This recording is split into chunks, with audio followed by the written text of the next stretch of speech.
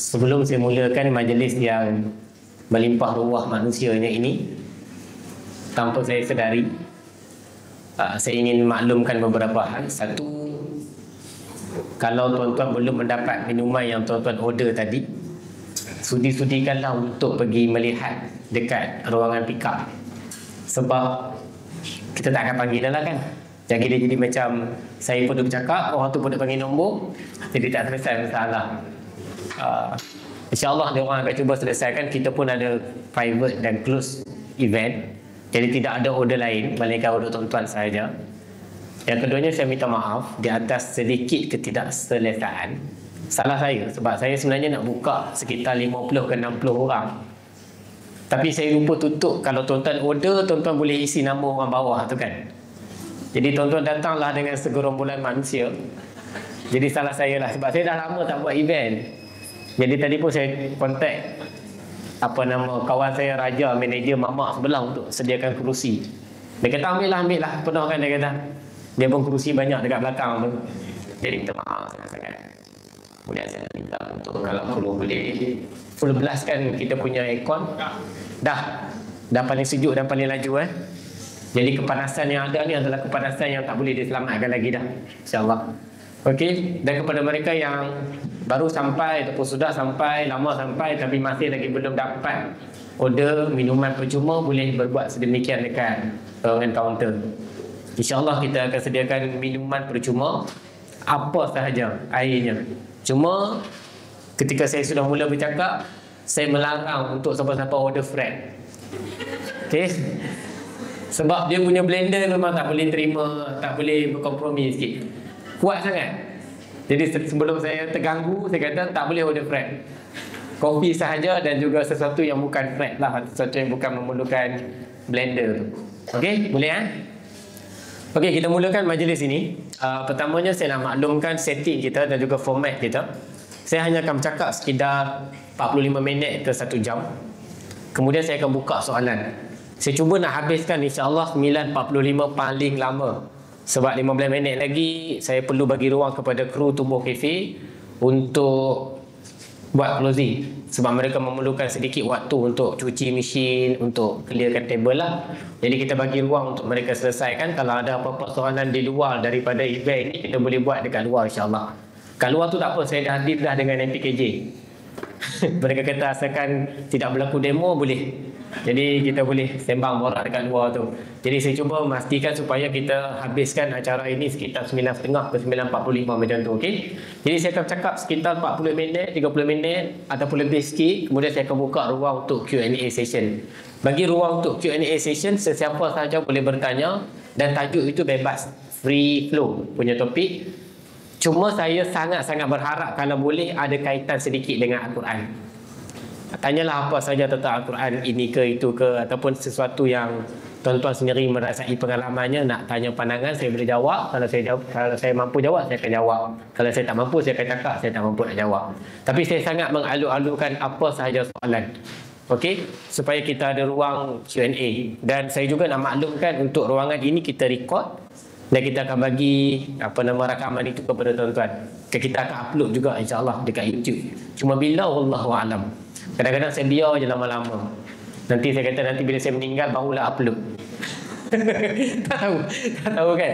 Jadi insyaAllah kita akan bagi rakaman ni untuk tuan-tuan rakam, untuk tuan-tuan tonton secara percuma nanti insyaAllah. Tapi ini adalah usrah tumbuh. Saya namakan sesi ini sebagai usrah tumbuh. Artinya ini adalah sesi pertama kita.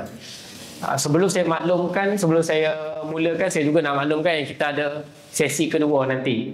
Sesi kedua pada 1 November.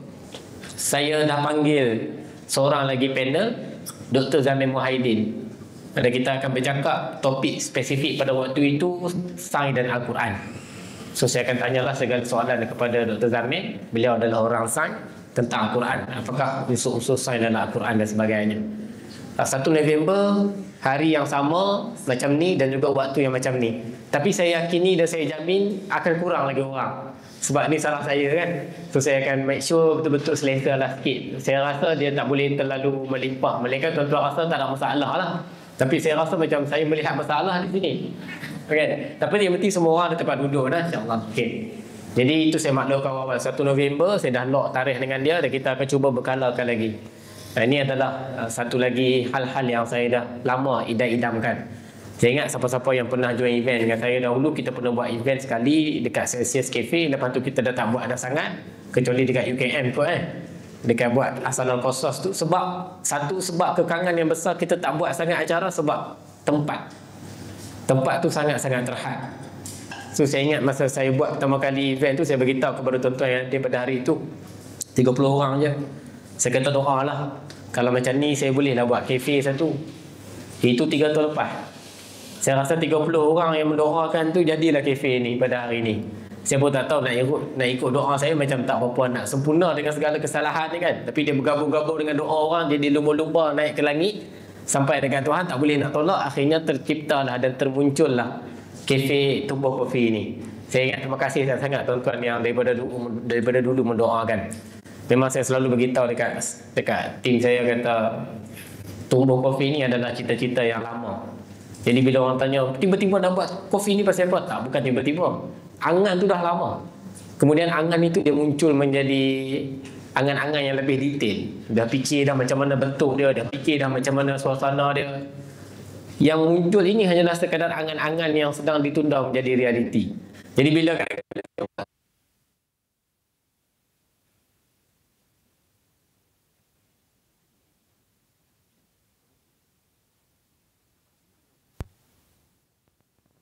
okey, so terima kasih sangat kepada mereka yang mendoakan. Saya memang saya beritahu dekat kafe waktu tu, saya kata saya nak buat satu kedai kopi supaya kita boleh buat acara yang macam ini. Dan saya dah bagi jaminan, saya kenalah buat. Dan ini adalah acara pertama. Saya sangat terima kasih atas kesudian tuan-tuan untuk hadir pada hari ini.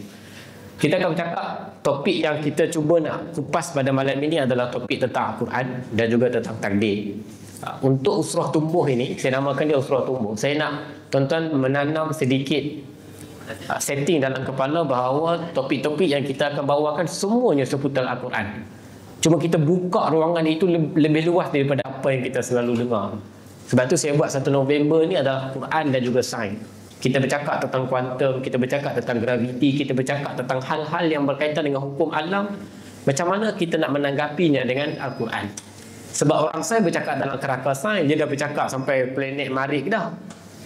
Kita lupa nak suluh itu dengan Al-Quran. Kita akan bincang tentang hal itu. Saya juga dah minggu lepas saya ada taklimat pelajar master dekat UKM. Saya jumpa dengan seorang lagi, saya fikir seorang lagi guru besar dalam bidang Quran, iaitu Dr. Fakhrul Razi. Dr. Fakhrul Razi ni tuan-tuan, dia adalah seorang yang saya dah baca kajian dia, saya tak tahu, saya tak faham. Dia adalah orang yang mengkaji tentang Imam Ar-Razi, iaitu kitab tafsirnya ataupun tafsir kamil ataupun Mafathil Ghaib, tentang tafsir Isyari. Isyari ni maksudnya tafsir daripada perlambangan. Kalau tuan-tuan pernah tengok saya punya podcast dengan Yusuf, saya pernah cerita tentang huruf alif, huruf ba, huruf ta kan. Itu disebut sebagai Isyari. Maksudnya macam mana kita nak melihat struktur dan juga seni bina huruf itu ada maksud-maksudnya. Dan dia memang pakar dalam bidang itu. Saya kata saya nak bawa doktor untuk datang ke kafe dan kita buat acara. Dan kita fokus betul-betul untuk bincang tentang tafsir itu dengan penekanan yang berikan tumpuan penuh kepada tafsir Mafathul Ghaib. Doktor tu kata, dia memang daripada dia mula belajar Al-Quran sampailah sekarang dan dia nak sampai dia meninggal, dia beritahu, dia kata dia memang nak fokus kepada tafsir Ar-Razi. Nama dia pun Fakhrul Razi.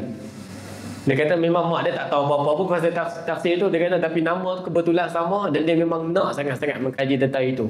Saya sukalah berjumpa dengan orang-orang yang macam ni. Dia sangat membuka mata saya.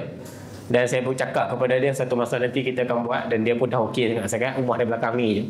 Dan itu kita akan buka insya-Allah. So saya beritahu dekat tuan-tuan supaya tuan-tuan tahu, kata kita memang ada banyak kali dah event. Jadi banyak kali dah nak kena datang ke Alam Sari ni lah. Ready lah sikit lah, yang mana jauh-jauh tu. Ada daripada Kelang, ada daripada Johor, ada daripada Melaka, ada tuan ni. Allah Akbar. Jauh-jauh sangat ni, Allah, saya perisau kadang-kadang. Jangan balik terus malam ni dah. Tidur dulu semalam, insyaAllah esok balik. So, dia kena buat package lah. Oh, tidur semalam lah dengan hotel. Oh, sini kan. InsyaAllah, insyaAllah. So, kemudian kita nak maklumkan yang kita juga sedang mulakan kempen bersama dengan Klinik Hayam dekat sebelah. Bulan 10 ni adalah bulan kesedaran breast cancer untuk perempuan. So klinik Haya ni dia bagi diskaun kepada mereka yang nak buat pemeriksaan. So kita sedang join the campaign lah dengan klinik Haya dekat sebelah ni.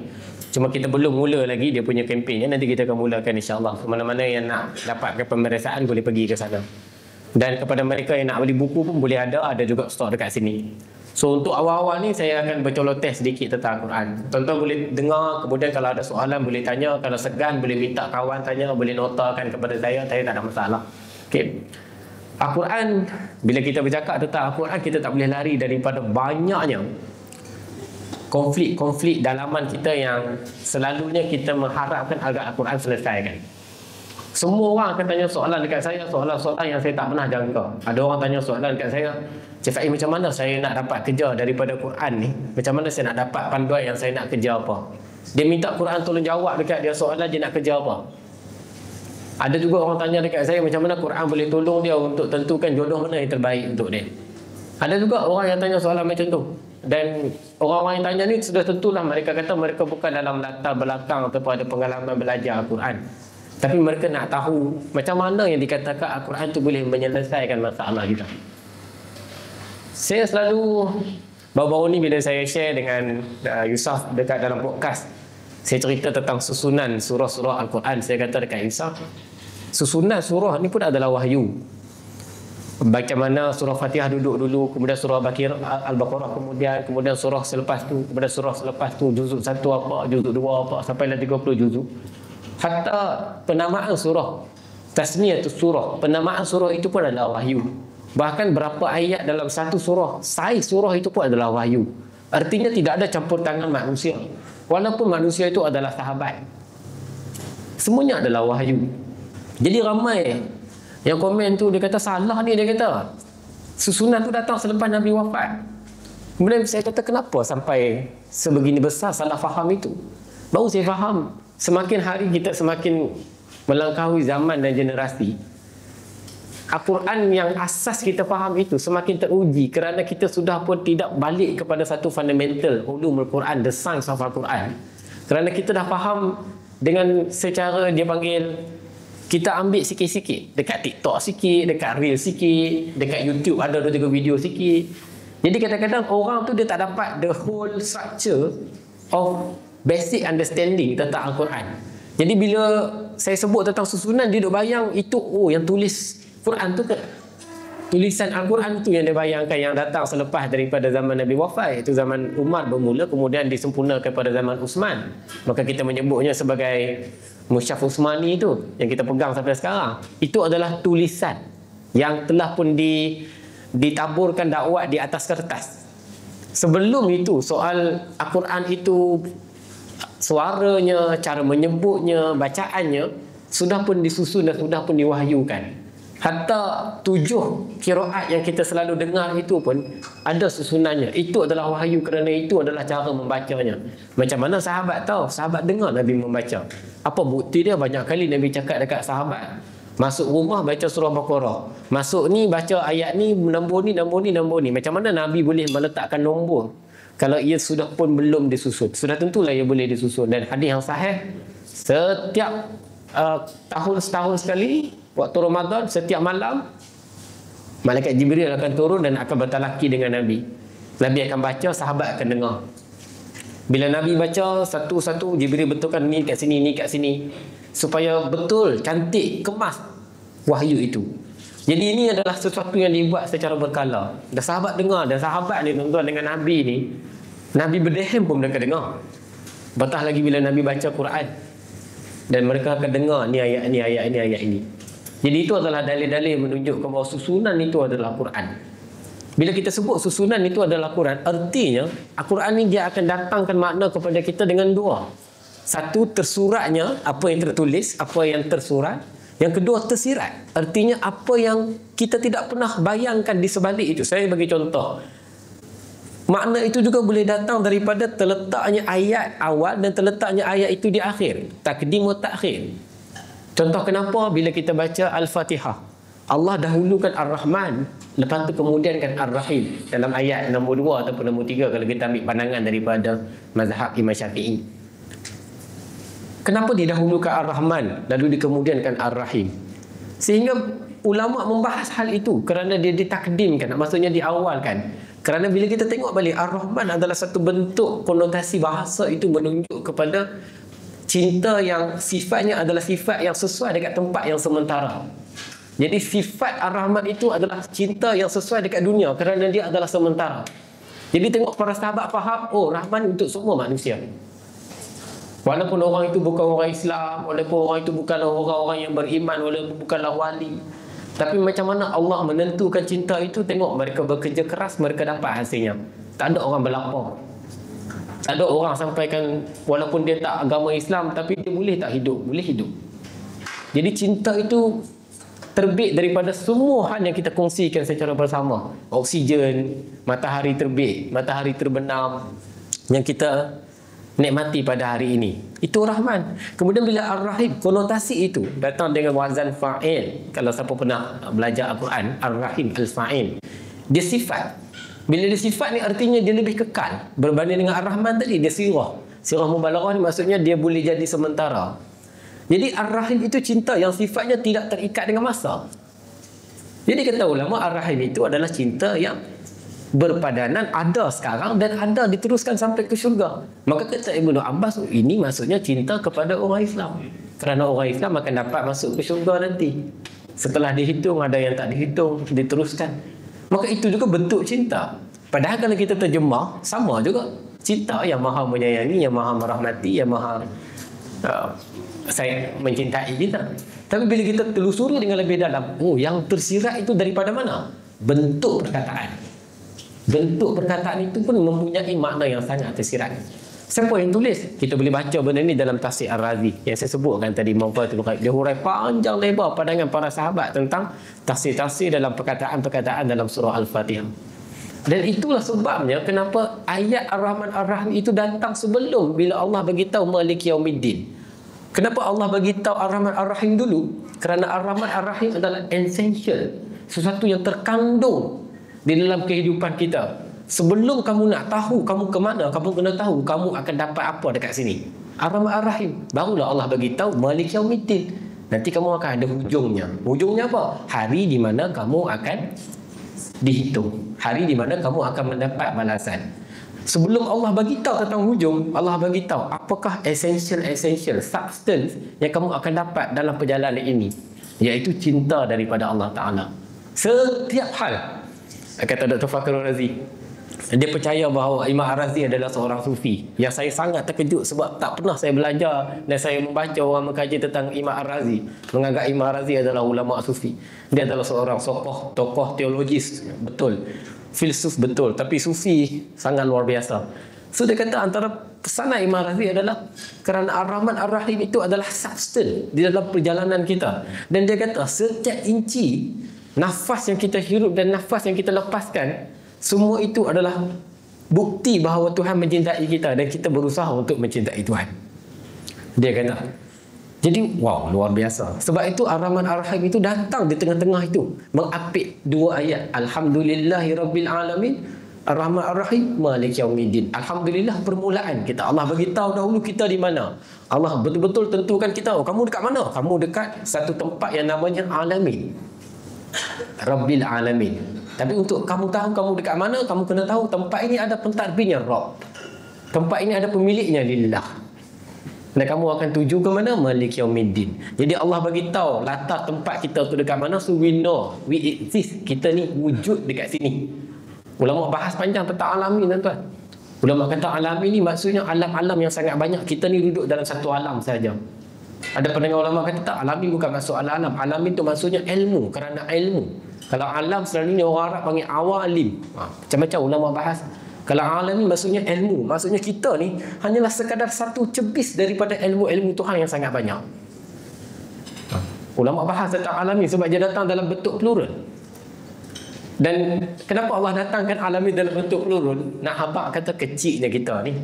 Kita ni hanyalah satu titik dalam alamin itu. Tapi walaupun kita satu titik itu, Allah memberikan Ar-Rahman, Allah memberikan Ar-Rahim, Allah memberikan cinta yang menyebabkan kita jadi sangat bermakna. Dan Allah tentukan hujung kita. 3 ayat yang menentukan siapakah kita, apa yang kita dapat dan hujung perjalanan kita. Sebelum kita masuk, kita nak kena buat apa? Maka datanglah kata kerjanya, iyyaka na'bud wa iyyaka nasta'in. Maka datanglah apa yang kita kena buat. We got everything, now we need to do something. Dekat ayat ni kita belajar bahawa hidup ni adalah give and take.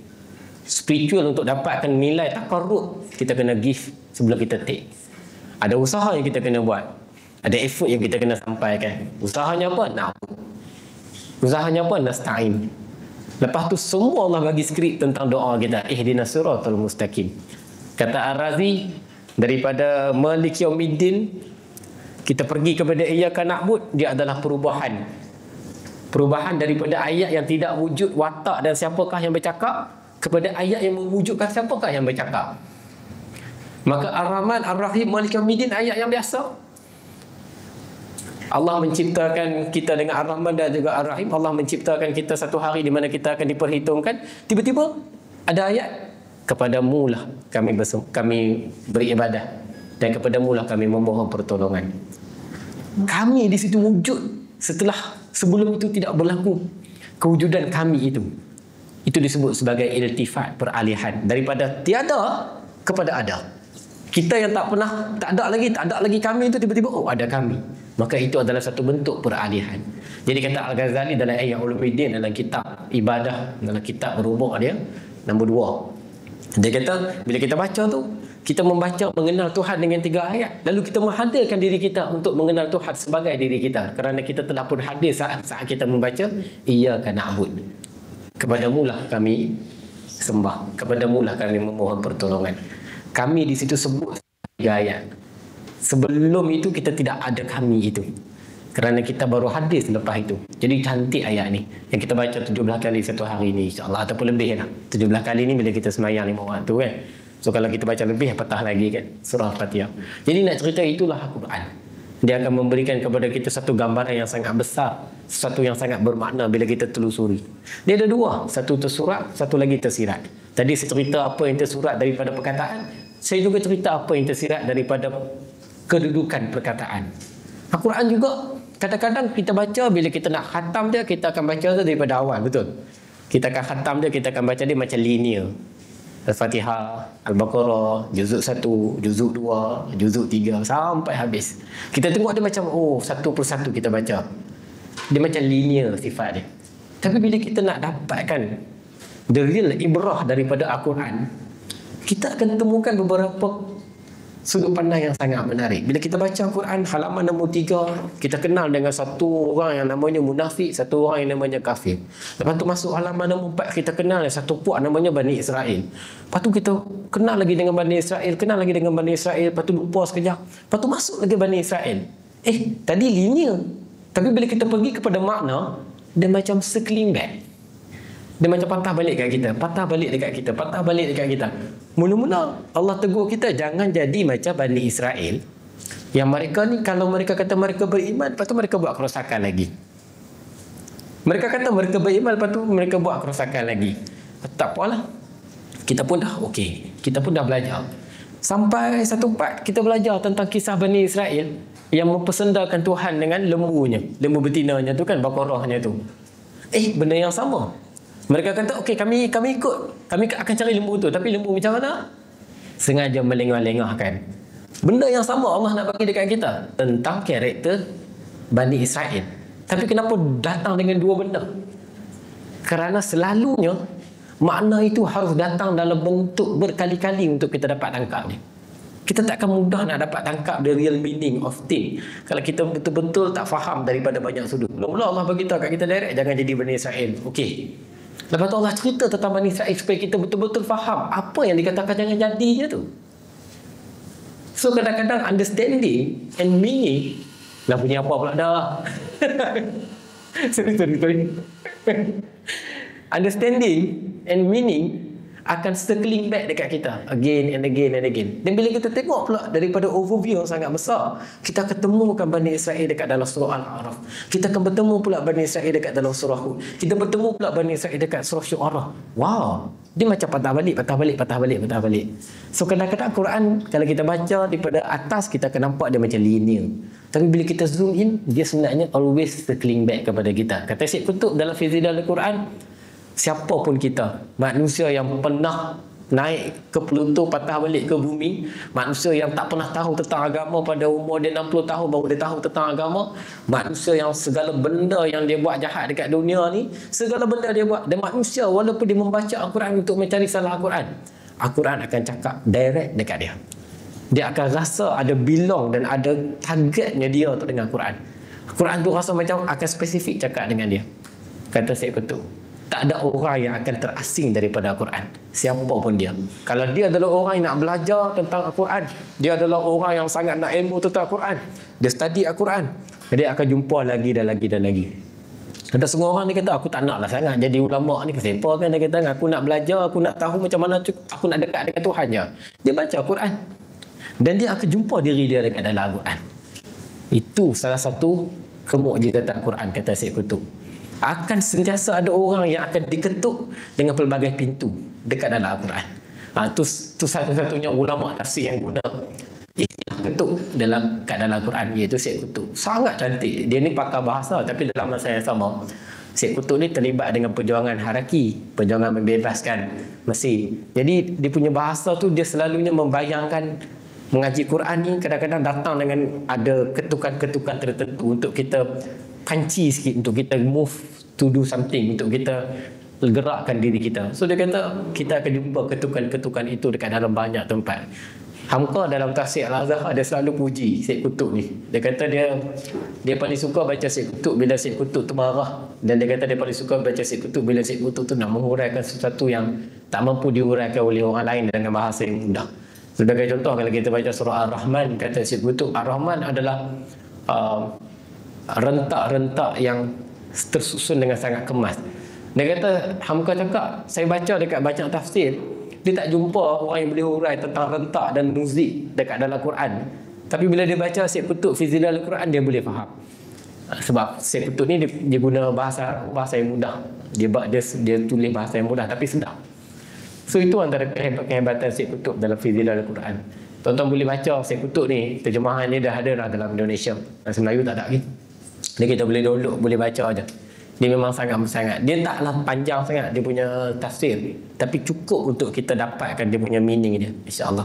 So itu cara macam mana kita nak dapatkan Al-Quran, macam mana kita nak dekat dengan Al-Quran. Kadang-kadang dia linear, kadang-kadang dia circling back, kadang-kadang dia datang kat kita terhenti sebentar. Dan kita tak akan jumpa satu pun kaedah yang kita rasa macam this is the best way untuk semua orang. Tak, the best way untuk kita tak sama dengan the best way untuk semua orang. Sesuatu yang Al-Quran akan always, kadang-kadang kita rasa macam kita nak cari Al-Quran. Saya selalu fikir macam tu, tuan-tuan. Saya kadang-kadang saya baca Quran untuk menenangkan saya, tapi kadang-kadang dia macam membuatkan saya lagi macam duduk tak diam. Ada sekali tu saya tengah baca Quran, saya jumpa satu ayat tentang takdir. Saya selalu terperangkap dengan hal-hal tentang takdir ni. Allah sebut dalam ayat Quran, ulaika lahum nasibun mimma kasabu, ayat surah Baqarah 202. Kamu akan mendapat habuan daripada apa yang kamu usahakan. Jadi bila saya baca ayat ni, saya kata maksudnya, saya selalu fikir, sebab kasab ni adalah artinya usaha yang kecil-kecil yang berterusan tau. Kasabu ni artinya Allah tak sebut tentang apa yang kita nekat sahaja. Kata Imam Ghazali, manusia ni lintasan hati dia ada 5. Satu, manusia yang baru di peringkat lintas sahaja, hajiz. Dia panggil hajiz. Yang kedua, manusia yang lintasan dia tu sudah datang berkali-kali. Nama dia khatim. Yang ketiga, kata Imam Ghazali, bila dia dah rasa macam nak buat, dia rasa macam nak buat tapi tak buat lagi, ataupun dia masih lagi 50-50, hadisun nas. Okay, hadisun nas. Dan yang keempat, bila dia dah ada azam, nama dia azam. Bila dia ada tekad, aku nak buat. Saya bagi contoh yang mudah lah. Kita jumpa seorang, kita rasa macam dia ni boleh jadi pasangan aku ni, tapi lepas tu kita tak peduli, kata biar lama. Itu baru dia peringkat hajiz. Lepas tu tiba-tiba jumpa pula dekat event, dekat Tumbuh Kopi ni, contoh lah kan. Kita tak tahu lah kan, kita depan. Jumpa pula, kenapa jumpa lagi kan? Kita dah fikir adakah dia orangnya. So itu nama dia khatir. Dia datang. Dia datang lagi lintasan tu, dia datang. Macam mana dia ni? Tapi kita fikir esok dah kena submit ni kerja, malah nak fikir kan. Malah nak fikir. Kita kan selalu macam tu, malah nak fikir, tak nak benda-benda macam ni. Ganggu aku malah ni kan. Tak lama kemudian tiba-tiba termimpi pula. Contoh. Semaka itu disebut sebagai hadis sunnah. Maksudnya dia sudah ada satu dia menendap dalam fikiran kita. Itu yang saya faham daripada ayat tu. Hadis sunnah yang saya faham. Ini Imam Ghazali tulis dalam Ihya Ulumuddin tentang kitab hati. Dan juga diulang balik dalam Ikrimah Sa'adah. Sama aja sebenarnya konten luar ni. Dia kata, dia ada macam menendap dalam fikiran kita. Lepas tu ada satu part kita akan berdebat pula dengan apa yang disebut sebagai waham. Kita macam ada reluctant sikit kot. Lepas tu kata Imam Ghazali sampai satu masa dia ada azam, dia tekad, okeylah, aku buat first move. Waktu itulah kata Imam Ghazali, waktu itulah kita akan diperhitungkan ibadah dan juga tindakan kita. Hadis menunjukkan bahawa segala yang kita buat dekat atas ni, hajiz, khatir, segala ini tidak lagi diperhitungkan apakah ia adalah amalan ataupun bukan. Tidak ditulis dalam kitab. Tapi the moment kita tekad, kita buat, maka ia ditulis. Itu kalau kita nak buat sesuatu. Tapi ada satu hadis yang menarik. Kata Nabi, bila manusia tu dia teringat nak buat something, tapi dia tak buat, dia dapat dah satu pahala dekat niat dia tu. Tapi kalau jahat, dia niat nak buat jahat, tapi dia tak buat, dia tak dapat dosa tu, tak dapat. Itu antara salah satu hikmah dan juga kebijaksanaan dan juga keadilan Allah. Ayat tu selalu buatkan saya, maksudnya apa? Regardless lah kita ni baca Quran, kita ni hafal Quran ke, kita pun siapa sekalipun, saya ke tuan-tuan ke, siapa pun kita tak akan boleh keluar daripada hukum. Usaha itulah yang menjanjikan hasilnya. Kita tak akan boleh keluar daripada hukum tu, melainkan kita adalah Nabi dan juga wali. Which is saya percaya saya bukanlah. Saya bukanlah kan. Tuan-tuan kan bersenyap macam tu. Sebab kalau wali, dia ada karamah dia kan. Contoh macam dia boleh buat sesuatu yang luar daripada hasil usaha dia. Tapi kita manusia biasa, ulaika lahum nasibun mimma kasabu. Macam mana sekalipun kita belajar pasal Quran, saya ke siapa ke tuan-tuan ke, saya langsung tak boleh keluar daripada hukum ini. Kalau saya malas, saya tak akan dapat hasil tu. Kalau saya rasa macam saya malas hari ni nak tidur, tak nak pergi kerja, saya tak akan dapat hasil pada hari itu ataupun rezeki pada hari itu. Kita manusia yang tak akan boleh keluar daripada hukum sebab dan juga akibat, daripada hukum causality, daripada hukum cause and effect, regardless lah siapa kita. Sebab itulah kata Hamka dalam ayat ni, dia kata kita tengok manusia ni, kalau dia kerja, orang barat kerja buat bisnes gila-gila, kita tengok hasil dia akan banyak. Sebab Tuhan memang menjamin itu. Tuhan memang menjamin bahawa lahum nasibun mimma kasabu, pada mereka itu akan dapat hasilnya apa yang mereka usahakan. Tidak pernah ada orang yang tidak mendapat hasil daripada apa yang mereka usahakan. Dan kasbun ni, kata Isfahani dalam Mufradat Afrazul Quran, dia kata kasbun ni adalah usaha yang berterusan. Apa yang kita peruntukkan. Kasab ni adalah investment of the effort. Kita buat something, orang Arab bila dia buat something, dia peluh, dia letih dia buat tu, itu kasab dia. Itu adalah apa investment dia, effort yang dia taburkan kepada situ. Kalau kita duduk dan dia fikir dia ni buat macam mana, nak dapat macam ni, nak dapat macam ni, dan kita tidak berbuat apa-apa, kita tidak akan mendapat itu. Jadi saya selalu, tapi apa beza kita? Habis tu Cik Faiz, apa beza kita dengan orang lain? Orang tak beriman, orang bukan Islam pun dia buat juga benda, dia kerja juga kan, dia berjaya juga. Apa beza kita? Kita buat tak berjaya ni. Bezanya adalah keberkatan. Itu sahaja. Allah jamin keberkatan kepada kita. Tapi Allah tidak pun mengatakan bahawa orang yang tak buat tak akan dapat hasilnya. No, semua orang akan dapat hasil. Soalnya adakah hasil itu memberi keberkatan ataupun tidak. Dan keberkatan tu diukur, ulama kata tak ada parameter pula nak ukur keberkatan tu, melainkan satu, bagaimana ia tumbuh mekar dan mekar dan mekar. Sebagai contoh, salah satu bentuk keberkatan, bila kita buat sesuatu, hasilnya itu menyebabkan tumbuhnya benda lain. Tumbuhnya terus benda lain, terus berterusan sampai ke sudah. Bahkan kata ulama, bila tidak ada satu pun yang boleh menamat daripada tumbuhnya sesuatu yang telah kita usahakan itu, dan boleh jadi macam-macam bentuk. Itulah bezanya.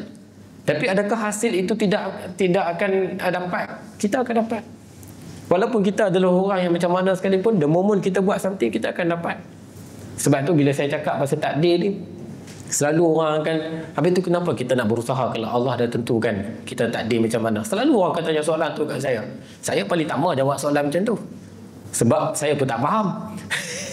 Sebab tidak akan ada titik yang kita akan faham secara keseluruhan takdir itu bagaimana, kecuali kita melaluinya. Saya adalah sedikit usaha nak faham benda macam tu kan, tapi saya rasa susah nak faham. Apatah lagi nak fahamkan orang. Jangan keluar daripada nasibun mimma kasabu. Jangan keluar daripada hasil datang daripada usaha. Ada satu ayat selepas tu daripada surah yang sama, 228 tak salah saya. 228 kot. Nanti betulkan kalau saya salah. Allah kata, Allah tahu apa yang ada dekat bumi dan juga langit. Lepas tu Allah kata, wa in tubdu ma fi anfusikum au tughfuhu mimma yuhasibukumullah. Okey. Apa yang ada di hati kamu, sama ada kamu tunjulkan ia ataupun kamu sembunyikan ia, semuanya akan dihisab oleh Allah. Para sahabat bila ayat ini turun, para sahabat mai dekat Nabi. Dia kata, wahai Rasulullah, kami takut dengan ayat ni. Ayat ni sangat membebankan kami. Sebab ayat ni bagi tahu kepada Nabi dan kepada para sahabat dan kepada kita, apa yang ada di hati kita, Allah akan hitungkan dia. Lepas tu Nabi kata, takkan kamu nak sanggah dengan ayat Allah? Nabi kata kepada para sahabat, qala sami'na wa ata'na. Katalah, bila kamu dapat ayat ni, kami mendengar dan kami mentaati dan kami memohon ampun kepada Allah. Sebab lepas tu Allah kata, yaghfiru liman yasha wa yu'adzibu man yasha. Allah mengampunkan orang yang dia nak dan Allah juga mengazabkan orang yang dia nak. Allah bagi tahu tu sebab apa? Kata para ulama tafsir, sebab nak bagi kita ni sedar diri bahawa walaupun orang tak tahu apa yang sedang kita buat, apa yang sedang kita rasa, Allah tahu. Allah tahu segala-galanya. Dan berkemungkinan Allah boleh hitung. Cuma kita minta ampun je lah. Banyaklah benda yang kita tak akan keluar daripada ini. Banyaklah benda yang kita tak akan keluar pun. Allah kata, oh ni kita tak buat lagi. Tak. Allah tahu. Cuma isunya Allah nak hitung ataupun nak azabkan kita, tidak. Sebab itulah kita kena selalu beristighfar, insyaAllah. Jadi ini adalah topik-topik yang saya selalu seronok nak utarakan dan nak ulang balik kepada tuan-tuan, insyaAllah. So, tengok tu. Sembang-sembang dah dekat 45 minit kan.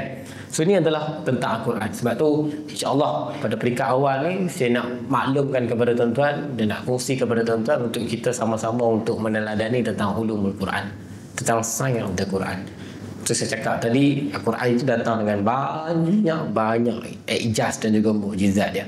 Kadang-kadang dia linear, kadang-kadang dia datang dalam bentuk hiwar. Antara salah satu kajian tentang hiwar yang saya selalu, hiwar ni maksudnya dialog, perbualan. Antara salah satu bentuk dialog yang saya sedang kaji sekarang adalah emotional intelligence, kecerdasan emosi dalam hiwar dalam surah Yusuf. Macam mana daripada dialog itu kita belajar tentang betapa endurance-nya emosi seorang Yusuf. Macam mana bila Nabi Yusuf berdepan dengan godaan perempuan itu, Imra'atul Aziz, cara dia respon itu menunjukkan betapa emosinya itu, se-endurance apakah emosinya itu, setabah apakah, sekuat apakah emosinya itu. Kita belajar daripada hiwar sahaja. Ada juga kajian berkenaan dengan ayat-ayat yang berbentuk sumpah dalam Al-Quran. Bahkan perkataan qasam, sumpah dalam Al-Quran juga bermaksud takdir, pembahagian. Dan ini juga menarik untuk kita bincangkan, insya-Allah. Saya sukalah nak buka topik ini, kita orang kata buka jalan. So kita akan selalu bincangkan. Okey. So untuk next punya session ni ataupun selepas ni, kita akan bagi mic kepada tuan-tuan supaya saya pun boleh dengar tuan-tuan. Untuk tuan-tuan tanya apa saja soalan dekat saya, okey? Kalau boleh soalan tu seputar Al-Quran, tapi kalau seandainya tuan-tuan nak tanya soalan tentang benda lain pun boleh. Cuma yang saya faham je, jangan tanya saya macam mana lampu ni boleh menyala, saya tak boleh jawab. Jangan tanya saya macam mana aircon ni boleh sejuk, saya tak boleh jawab. Itu tanyalah engineer yang buat tu. Saya sangat banyak keterbatasan untuk tahu. Tuan-tuan jangan tanya saya soalan-soalan yang luar daripada hukum-hukum yang saya tak tahu, saya tak ada jawab kan. Tanya soalan yang saya boleh jawab dan saya boleh kongsikan sahaja.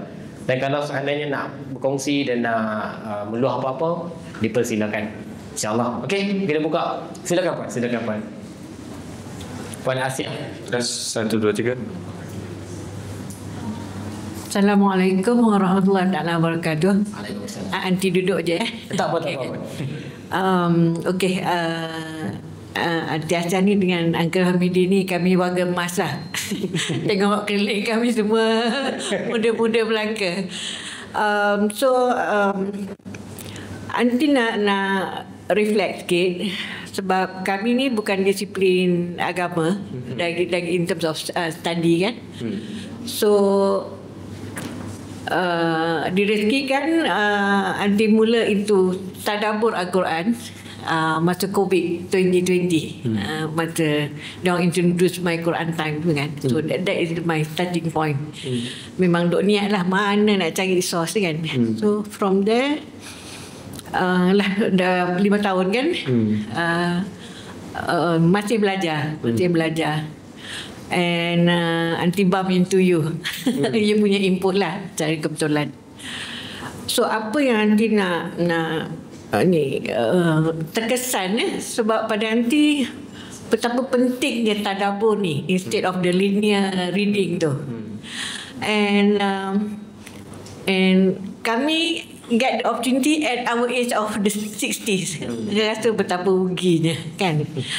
Tapi Allah masih mengizinkan, alhamdulillah. So macam mana kita nak terapkan nilai-nilai understanding of Al-Quran instead of mere reading kepada anak-anak kita. Ini dari umur awal kan. Because apa yang nanti dah lalui dengan anak-anak orang is kita preschool, child development tu memang my importance lah dengan anak-anak. So pergi sekolah kebangsaan, sekolah agama, sekolah menengah, exposure dalam sama ada sekolah harian atau SBP dan sebagainya, and then dia orang further study IPT kan. So throughout that learning process membina anak-anak kan, I rasa macam mana kita nak bagi that input of tadabbur dari awal. I think it's very important sebab dia akan memberi kesan kepada development individu tu di semua peringkat phases of their life kan. Study, berkerjaya, marriage, berkeluarga. So dia akan membentuk generasi which I think is very critical. Tambahan sekarang dengan cabaran nanti tengok betapa rapuhnya akidah generasi muda. So I would like ada input tu dalam dalam aspek pendidikan lah. Okay, terima kasih Aunty. Thank you for coming Aunty. Aunty banyak kali marah sebab kenapa saya tak boleh bayar ni Cik Faiz. Tak apalah, datanglah Aunty. Faham sangat.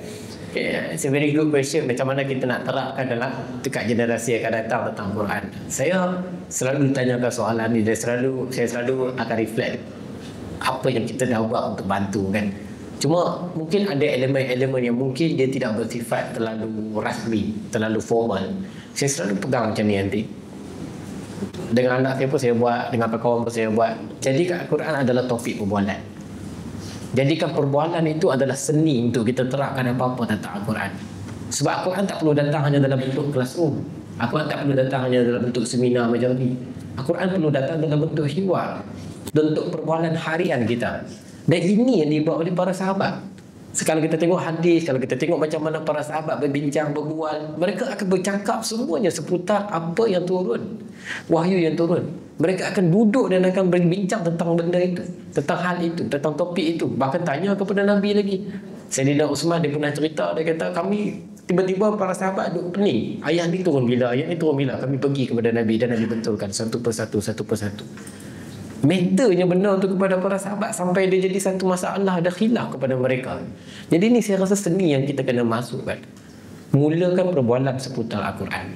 Walaupun orang itu adalah anak kecil, walaupun orang itu adalah budak-budak yang baru masuk primary school, kena makan ubat dah tu, yang baru masuk sekolah menengah, yang baru masuk mana-mana peringkat kan, mulakan perbualan. Jadikan Al-Quran tidak se-eksklusif, orang kata apa, tidak terlalu jauh, tidak terlalu bukan aku ni. No, kita kena fluidkan lagi Al-Quran tu. Makna itu kena fluid, kena cairkan lagi. Pergi dalam bentuk perkongsian, pergi dalam bentuk perbualan. Dan kalau dalam bentuk family, saya selalu tekankan benda ni. Saya bukanlah suruh buat usrah keluarga tu, nanti jadi payah pula anak-anak nak balik tu, tak mau balik dah kata, saya nak kena ceramah pula dengan mak ayah ni kan. What I mean is, bila kita makan, kalau tanya saya kan, waktu paling terbaik untuk bersembang adalah waktu makan. Tambah-tambah kita pula masak sedap, budak-budak pun nak makan dengan kita kan. Waktu tu kita nak sembang apa saja Quran. And mungkin this is a good opportunity untuk saya address benda ni. Sebagai orang yang mungkin berada di transisi zaman, saya milenial lah kan saya kan, Gen Z kat bawah, kat atas, saya selalu fikir bahawa berceramah bukan lagi dia punya seni dia, bukan lagi orang yang susah. Bukan lagi. Sebab saya buat video pun seminit kan, tak berani buat lebih. Confirm tak ada orang nak tengok, orang akan lari. Tapi bertanya soalan is the right way. What do you think tentang Quran, tentang benda ni? Supaya mereka, walaupun mungkin jawapannya tidaklah datang dengan mudah, tidaklah datang sekarang, tapi that proses, kita nak bentuk proses tu. Proses tu dia mesti ada, oh ni Quran punya perspektif, ini Quran punya perspektif. Sebab tu saya, antara benda yang saya cuba nak buat, saya panggil Zamir Muhaiddin nanti, Dr. Zamir, saya nak betul-betul nak bagi kita buka aja Quran tu, dan kita buka persoalan-persoalan tentang sains dalam bentuk Quran. Sebab sains dah sampai satu tempoh perbahasan, satu tahap perbahasan yang wow, orang dah bincang tentang kuantum fizik. Saya suka lah ambil tahu benda-benda macam tu kan. Tapi kita belum betul-betul nak tengok macam mana Quran bincang benda ni. Sebab saya suka benda-benda macam tu. Dia tak akan dapat absolute answers or solve. Sebab Al-Quran ni, saya nak cerita dekat tuan-tuan, Al-Quran ni dia susah nak bagi absolute answer kepada soalan kita. Sebab Al-Quran dia bukan menjawab semata-mata, dia mendidik kita. Kadang kita rasa macam, Al-Quran mesti ada jawapan. Bila kita tahu macam tu, kita cuba buka, kita takkan jumpa jawapan tu. It's not about seeking the answer. Sometimes seeking the light yang kita nak. Kita nak cahaya. Kita nak satu bentuk kerehatan. Maka kita akan dapat kerehatan. Ni salah faham terbesar tentang Al-Quran. Kadang-kadang orang ingat Al-Quran ni confirm ada jawapan. Kadang-kadang tak bagi jawapan tu. Dia tak ada kemutlakan dalam jawapan tu. Oh ni confirm tak? Contoh kalau bab takdir kan, kita selalu ingat takdir ni maksudnya kita tak payahlah buat apa-apa, kita menyerah kepada Allah. Bila kita buka Al-Quran, semua hukum yang Al-Quran cerita kepada kita, semuanya termasuk dalam causality effect. Semuanya mesti melalui satu kos baru dapat kesannya, satu usaha baru dapat kesannya. Macam mana kita nak menyerah kalau kita tak buat apa-apa? Contoh, ada orang dia cari dia cari dalam Quran, dia cari jawapan kepada soalan-soalan hal harian dia. Dia tak jumpa apa jawapan tu. Ada saya pernah share dalam buku Cuma Aku. Saya ingat juzuk 29 saya cerita tentang Puan Alia tanya soalan kepada saya. Macam mana kita nak, bila kita ada persoalan tentang sesuatu, kita kata, kenapa kita nak kena berdoa kepada Allah kalau kita tahu Allah dah tentukan kita punya takdir? Saya pun bagi jawapan yang saya tak tahu macam mana nak bagi jawapan yang sangat mudah, tapi saya bagi jawapan dalam bentuk gambaran. Saya kata bayangkan macam kertas. So ada titik-titik dalam kertas itu. So kita yang tentukan titik A nak pergi ke titik B, titik B nak pergi ke titik C, ke D, ke E. Tapi ada banyak tak titik? Ada banyak. Tapi siapa yang buat keputusan kita yang tentukan nak pergi? Siapa yang cipta kertas tu? Allah Ta'ala. Siapa yang cipta keseluruhan itu? Allah. So kita buat apa? Kita takkan lari daripada kertas putih tu. Tu dia tanya kat kita, oh jadi kita yang tentukan? Ya, kita tentukan. Kita akan diperhitungkan dengan apa yang kita tentukan. Kalau Qadariyah atau Jabariyah, dia kata tak. Masa kita buat tu pun Allah tentukan dah. Kalau kita ambil pandangan yang sedikit pertengahan, yang memang kita pegang Ahli Sunnah wal Jamaah, Maturidi dan juga Asy'ariyah, dia akan pegang kata itu kita buat keputusan tu dan kita kena bertanggungjawab kepada keputusan kita tu. Tapi keseluruhan kertas putih tu Allah yang tentukan. Jadi dia lega, dia kata, oh, saya faham. Tapi bila isteri saya tengah terjemah buku tu, dia dah habis terjemah, dia kata, abang, Puan Alan tahu tak, abang sebenarnya tak jawab soalan dia. Dia tak sedar, dia kata. Saya memang tak menjawab secara direct. Sebab soalan itu sukar untuk mendapat jawapan yang absolute. At the end of the day, kita akan kembali, kita akan tanya soalan yang sama. Kenapa benda macam ni masih lagi mengganggu? Sebab soalan takdir akan selalu mengganggu kita. Kita akan selalu fikir, kenapa aku berdoa nak ubah ni, sedangkan Tuhan akan tentukan semua. Kita akan datang balik soalan-soalan macam tu. Tapi kita tak boleh nak keluar daripada we need to decide and we need to move. Kita yang kena buat satu keputusan dan kita kena bergerak kepada keputusan kita itu. Lepas tu kita reflect balik, oh Tuhan tentukan aku buat keputusan ni. Ya, betul. Tapi sebelum kita buat keputusan tu, tak payahlah buat keputusan, Tuhan yang tentukan. Dia tak macam tu. Kita tak buat keputusan tu, Tuhan yang tentukan. Kita buat keputusan, Tuhan yang tentukan. Macam mana kita nak lari? Kita tak boleh lari. Kita terus bergerak. Antara salah satu seni memahami takdir adalah seni memahami bahawa kita adalah makhluk yang bergerak. Always moving. And this is the good part tentang takdir. Antara salah satu maksud qadara itu, takdir, qadara adalah sesuatu yang telah terhitung pergerakannya. Qadara itu maksudnya kadar. Kadar. So, kan kita dalam masa Melayu kita pun sebut kadar kan. Kadar ni je lah kan. Contoh kalau buat air 180 ml susu. Kadar ni je lah kita kata kan. So kadar itu datang daripada perkataan qadar yang akhirnya bawa perkataan takdir.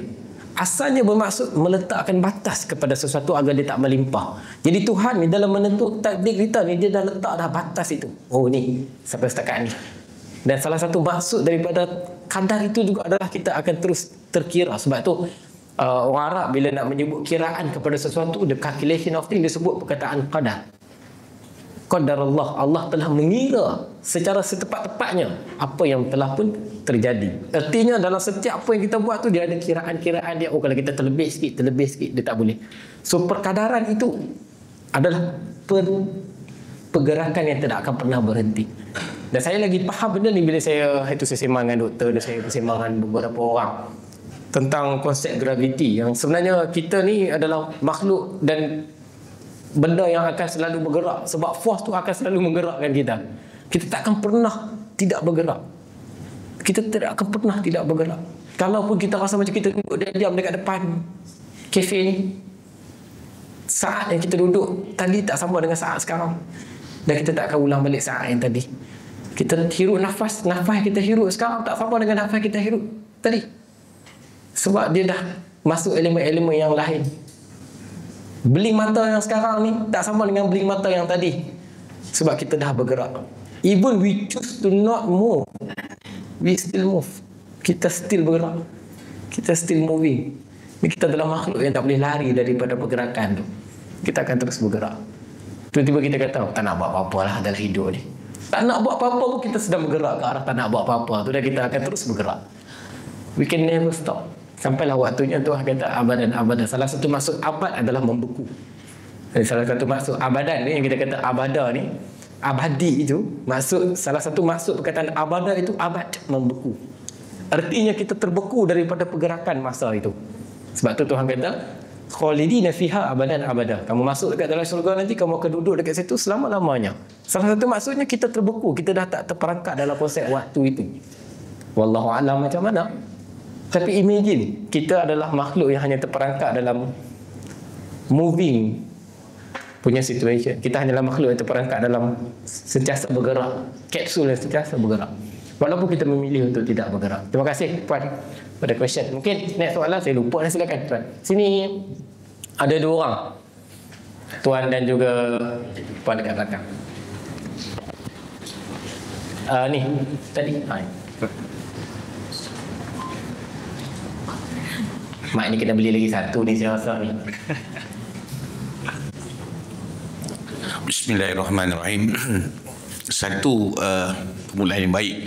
Sebab saya rasa saya sangat kerdil dalam dunia agama, sebab saya bukan latar belakang agama. Tapi itulah macam Tuan cakap tadi, kita bercakap dalam keluarga mengenai agama. Kalau bagi saya minta maaf, bagi saya yang baru mula sebagai seorang bapa kepada 4 orang anak, yang baru mula nak mengenal Al-Quran sendiri, kita sendiri susah nak bercakap, apatah lagi mentafsir. Jauh sangat. Even hari ini saya rasa saya sangat kerdil, sebab ada macam saya terpaksa mula daripada bawah, daripada Iqra, daripada juzuz pertama, kedua. Jadi kita nak cakap macam mana, saya tertarik juga. Betul lah, sebab saya mungkin latar belakang saya teknikal. Bila saya cakap dengan anak saya pasal load, anak saya pun tahu sebab anak saya pun teknikal. Tapi sebagai orang biasa nak memulakan berkata mengenai agama, terutamanya untuk Al-Quran ini, sangat macam betul ke? apa yang salah. Dan kita juga akan sebagai seorang bapa, mungkin kita ada ego sikit. Kalau anak counter macam ni punya soalan macam kita, apa kita nak jawab? Yang itu yang menyebabkan mungkin bagi saya lah, untuk macam mana saya nak buat. Habis tinggi saya cakap, culah kita solat sesama kan. Kita cuba gerak. Tapi macam mana kita nak rasa macam betul ke kita buat? Yang itu akan mentafsirkan salah. Kan? Baru sampai sini kita tengok kenapa Ar-Rahman dulu, kenapa itu baru dia Al-Fatihah, belum lagi Al-Baqarah. Kan kita, jadi saya nak minta penjelasan. Itu satu. Saya tertarik juga dengan mengenai takdir tadi. Kan kita kena gerakkan, bukan setakat doa. Adakah doa itu juga dikira dalam pergerakan kita, ataupun doa itu sekadar doa? Kan? Sebab kadang-kadang kita nak doa untuk yang jadi lebih baik. Tapi kita tak boleh paksa orang tu kena terima ni. Faham. Adakah usaha berdoa itu sebahagian daripada doa, usaha yang bergerak tadi? Yang itu saya nak minta pencerahan mungkin, insyaAllah. Terima kasih Tuan. Jauh datang dari neraka ni. Allah. Soalan tadi pertama berkenaan dengan kita dan anak-anak lah kasi. Macam mana kita nak didik. Saya mungkin ada persamaan tadi dengan soalan daripada Aunty Asiah tadi. Satu benda yang saya tekankan, awal dan cepat ni selalu tidak pernah diperhitungkan sebagai salah satu bentuk waktu yang lambat dan juga waktu yang rugi dalam Al-Quran. Al-Quran tak pernah mengikat orang yang lambat adalah orang yang rugi. Sebab tu Allah bersumpah dengan wal-as. Wal-as ni dia bukan tentang masa yang lambat ataupun masa yang cepat. Kalau dalam bahasa Arab kan, asar ni dalam bahasa Arab bermaksud asir. Dalam bahasa Arab maksudnya jus. Kalau kita pergi Mesir, kita pergi Arab, kita nak jus, kita pergi sebut asir. Asir apa? Asir limau ke, asir apple ke, itu maksudnya jus. Kenapa dia disebut asir? Perkataan yang lebih kurang sama, asara. Maksudnya kerana jus itu hasil daripada perahan buah. Maka asar adalah satu proses memerah. Jadi bila Allah bersumpah dengan demi masa, kata Syed Qutb dalam Fizidal Al-Quran, artinya kita kena faham bahawa masa itu bukan tentang panjang dan pendek, tapi setakat mana kita memerahnya untuk mendapatkan sesuatu yang bermakna. Jadi dia bukan tentang lewat, saya dah lewat dah, kemudian saya dah awal lagi. Tak, dia bukan tentang itu. Kerana itu masih dalam lingkungan kita. Tapi bila Allah bersumpah dengan konsep wal-as, artinya dia bukan tentang panjang dan juga pendek, dia bukan tentang lambat dan juga cepat. Dia adalah tentang kedalaman proses yang kita lalui pada detik, walaupun ini cumalah sekejap. Sebab itu pengalaman, kematangan, dia tak datang dengan kepanjangan masa, dia datang dengan kedalaman dan juga tekanan yang sangat-sangat luar biasa pada detik yang sangat sekejap. Kita tak akan pernah tahu setakat mana bagaimana episod-episod itu mematangkan kita. Kita hanya lalu, bila kita lalu dengan penuh tekanan dalam satu-satu babak dalam hidup kita, baru kita tahu, wow. Setengah orang sampai umur 40, dia tak faham lagi hidup apa, dia masih lagi tercari-cari. Yang ni okey. Tak sampai lagi mas. Tapi setengah orang umur 21-22 kata ya Allah mantap cara dia fikir. Kita tak akan pernah tahu bagaimana manusia menumbuh. Dia bukan tentang tempoh masa sekejap lambat. Dia adalah tentang kedalaman makna yang dilalui dalam setiap pergelutan hidup dia. Sebab tu kadang-kadang bila tuan-tuan mungkin rasa macam lambat nak faham Quran, baru faham sekarang, baru start daripada Iqra', baru start daripada surah Al-Fatihah. Tapi yang start itu sudah faham tentang Rahman dan juga Ar-Rahim. Kami dulu ni baca Iqra' ni, saya ni bangga sangat lah, umur 5 tahun boleh baca Quran. Sekali kena baca dekat orang yang tak boleh mati sebab dia belah saka. Itu je yang saya boleh buat. Masa tu saya tak faham pun, saya takut juga masa saya baca Quran. Kata Allah Akbar, kena baca Quran. Sebab masa tu budak-budak tak boleh lancar baca Quran, saya je yang boleh. Itu je yang saya boleh buat waktu tu. Sekali saya tahu, bila saya fikir balik, tak memberikan apa-apa, melainkan hanyalah sekadar pengalaman memori saya sebagai budak-budak kecil. Kita takkan makna membaca. Isteri saya dia tak ada kat sini, saya boleh cerita. Kalau tidak dia marah, saya cerita dia. Tapi dia kata kalau dia tak ada, dia boleh cerita. Dia lambat, dia kata dia membesar dalam keadaan dia tak masuk sekolah kafar apa semua. Jadi bila dia kahwin dengan saya ajar dia cara menyebut yang betul. Bila saya ajar, saya akan sebut lah kenapa kita kena sebut. Ba tu kita kena sebut. ba, kita kena tutup mulut dulu. Sebab nature huruf ba, dia mesti bermula dengan satu penutupan. Sebab tu kita kena sebut tu, kita kena tutup mulut. Tak boleh tebuk ba tak tutup mulut. Tak boleh sebut, tak boleh bunyi. Sebab bunyi itu mesti datang daripada bertemunya dua bibir, tertutupnya dua bibir. Jadi bila dia tutup, the end of thing is also the beginning of thing. Sebab tu ba dalam bahasa Arab semuanya huruf yang membawa maksud permulaan, bidayah, ba pintu. Betul tak? Itu semua adalah maksud. Nah, saya ajar dia cara nak sebut ba aja. Tapi dia datang walaupun dia dah lewat, mungkin dia belajar cara sebut tu kan, tapi dia datang dengan satu makna yang bila dia sebut ba, dia akan teringat apa yang saya cakap. Dia kata level dia semayang dengan saya lain. Saya dah lupa dah kadang-kadang saya cakap apa kat dia. Tapi dia punya ingat ba tu. Kita baca bismillah, kita baca bismillah di awal tu, dia punya ingat tentang permulaan tu. Dan dia kata, kalau kita selalu baca Quran, kita selalu bermula dengan bismillah, apalah sangat kita nak memulai? Kenapa kita takut nak memulai sesuatu dalam hidup kita? Refleksi dia, saya kata, tak apalah, baca huruf lain lah pula, saya kata. Betul tuan-tuan. Itu baru satu huruf. Saya nak cerita betapa walaupun dia baru belajar, isteri saya dia tua 7 tahun daripada saya, dan dia memang dia hidup dia memang dulu duduk Subang apa semua. Dia kata dia tak pernah sampai dia masuk UAE baru dia dapat tu kan. Lepas bila saya ajar tu, dia ambil tu lagi besar daripada saya ajar. Saya pula rasa bersalah. Saya kata, aku siapa yang mengajar siapa sekarang ni? Sebab saya, cara dia reflect benda tu lagi dalam. The reflection yang dia buat tentang huruf ba tu lagi dalam. Saya dah berapa puluh tahun dah saya belajar tentang ba tu. Saya cerita dekat dia, dia lagi reflect daripada saya. Sebab tu, tahu dengan hikmah berbeza. Dia dapat hikmah yang besar daripada saya pula yang rasa bersalah. Dia lagi refleksi, dia reflektif daripada saya. Sebab dia boleh ingat ba tu. Dia boleh kata, kalau kita belajar tentang ba, artinya kenapa kita nak takut nak mulakan sesuatu dalam hidup kita? Why to start something is always hard for us when we always have the ba. Wow, saya kata, itu baru huruf ba. Baru huruf ba. Ceritanya, dia lewat. Dia kadang-kadang dia baca, dia main kat saya, ni macam mana nak sebut ni. Kadang-kadang saya sebut betulkan balik. Dan bila saya perangai saya, bila saya betulkan, dia ni, isteri saya seorang pensyarah. Dia tentulah lagi cerdik daripada saya. Dia dah habis PhD apa semua. Tentulah saya tak boleh kata, sebutlah macam ni. Mana tak boleh macam tu. Saya kena cerita why kena sebut macam tu. Baru dia boleh terima. Kalau saya kata sebut macam ni, dia tanya balik, kenapa? Sudah. Tak nak jawab. Saya kena sebut dekat dia. Dia kena sebut macam ni sebab apa? Sebab gini. So dia faham. Okay, satu. Itu baru satu huruf, dua huruf yang selalu disebut. Contoh macam mim kan.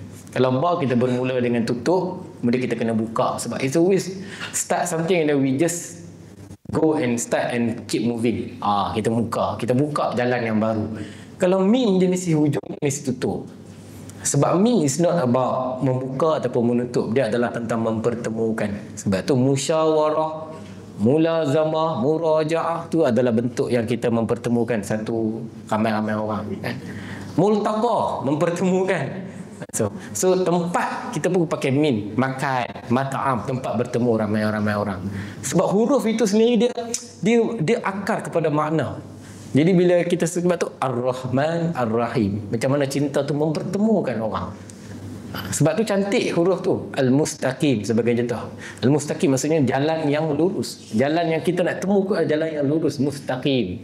Kita nak menemukan jalan yang lurus. Sebab tu kita sebut mustaqim. Banyak sangat maksud.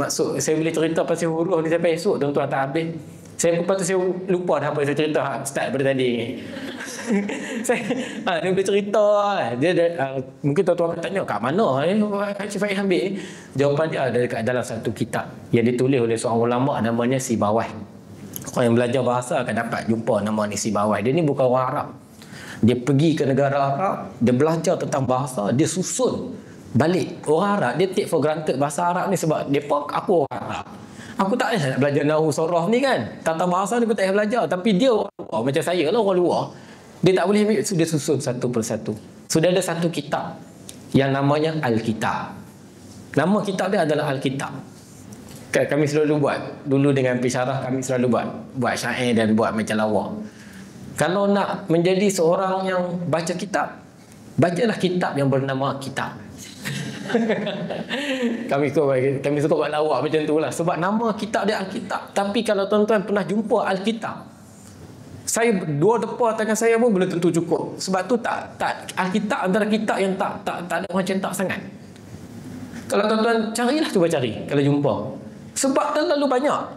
Setiap satu huruf dia urai. Setiap satu huruf, setiap lepas tu masuk nahu pula, masuk sorof pula. Ya Allah, dia adalah ulama. Kami dulu dekat UIA, kalau kos saya kos bahasa Arab kan, kami ada satu anugerah dekan tu, kami panggil dia anugerah si bawah. Maksudnya orang ni pointer dia gila-gila lah tinggi, kami panggil dia anugerah si bawah. Saya pernah lah target nak dapat, tapi target je lah. Saya tak susah 4.0 berterusan setiap semester barulah layak nak dapat anugerah si bawah. Sebab nama si bawah itu besar untuk dalam apa nama, dalam konteks bahasa Arab. Tapi saya selalulah buat lawak dengan kawan dia dapat tu kan. Hang dapat anugerah si bawah ni, hang baca tak kitab si bawah? Dia kata, tak baca pun. Sebab kebanyakan yang kita buat pada hari ni, yang kita study tentang bahasa Arab, nahu semua yang kita dah study dalam kitab, semua yang kita belajar ni, semuanya berpunca daripada Alkitab. Tanpa Alkitab, kita tak boleh nak belajar bahasa Arab sebab kita tak tahu macam mana nak belajar. Lepas daripada si bawah susun satu-satu, kita belajar. Macam ni, macam ni, macam ni. Disusun cara sebut. Dia kata ada bab khas menyebutnya. Bab khas tentang sebutan sahaja dan makna-maknanya. So ini menarik. Saya kadang-kadang tak sempat nak share ada kitab kan ni, saya share pada tuan-tuan supaya tuan-tuan boleh cari. Cuma kitab ni tak ada terjemahan. Sebab saya tak tahu sebab apa. Kalau suruh saya terjemah pun saya tak erti. Saya rasa susah nak terjemah kot kitab tu. So orang ambil kitab tu jadikan modul untuk dalam silibus kita. Okey tadi puan belakang soalan. Sudah saya satu lagi sambil tu tentang apa tadi, tentang takdir, doa. Doa termasuk dalam pergerakan tu. Sebab tu salah satu apa nama hadis kita baca kan, Nabi kata bila kita duduk dekat tengah-tengah jalan hujan, kita tengok orang lain tu, kita dalam kereta, dia dekat luar, dia kena hujan, kita doa dekat dia, kita kata ya Allah tolonglah dia. Kata Nabi, kalau kita doa macam tu, malaikat yang tengok kita berdoa tu, doa benda yang sama tapi untuk kita. Kita kata dekat dia, ya Allah tolonglah dia hujan. Malaikat tu kata, ya Allah tolonglah dia, orang yang mendoakan kepada orang lain. Jadi nak ceritanya doa itu tidak akan pernah terputus. Kita doakan kebaikan, malaikat doakan kita. Malaikat pula doakan kita, terus mendoakan kita. So doa tu sendiri termasuk dalam pergerakan itu. Sebab tu ni ulama selalu pesan, Al-Ghazali dalam kitab dia kata doa ni adalah satu senjata yang kita akan guna dan kita akan tahu nikmat dia bila kita sangat-sangat perlukan dia. Kita dah tak nak buat apa ni, tak tahu nak buat apa, nak fit the situation, we can never know how to fit the situation. So what we do, kita angkat tangan dan kita berdoa. Pada waktu tu kata Hamka, tidak ada doa yang boleh melawan orang yang berdoa pada waktu tu. Doa tu adalah itu kita doa silahul mu'min. Dia jadi senjata, the last straw yang kita ada. That one lah. Tak ada benda lain lah. Okey. Puan silakan. Assalamualaikum. Saya tertarik dengan penjelasan Tuan Hafizul pasal usaha akan menjanjikan hasil dalam ayat Quran tu kan. Saya pernah berkahwin dan telah berpisah, mempunyai 2 orang anak. Sekejap. Tengok tak Puan?